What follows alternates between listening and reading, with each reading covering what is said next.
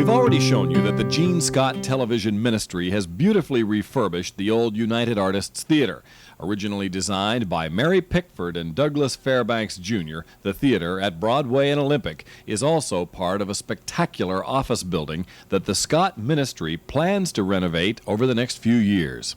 Absolutely. Again, as we approach 99, we will be taking over the 14-story office tower and turning it into the Pauline Institute of Los Angeles, and it will be totally restored the same way that the cathedral has been restored.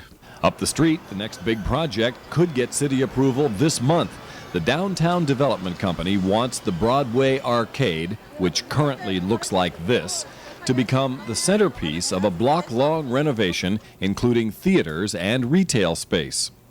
We have a project at the Spring Arcade and some theaters which will be up for a planning review within a couple of weeks, and we're hopeful that we'll get the approval to go ahead with that.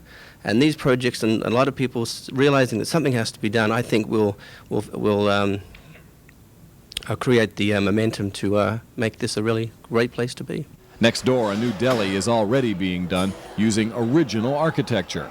And the most ambitious project on the street is the Grand Central Square complex of market, parking, and new apartments. The $60 million job is set to open in the spring.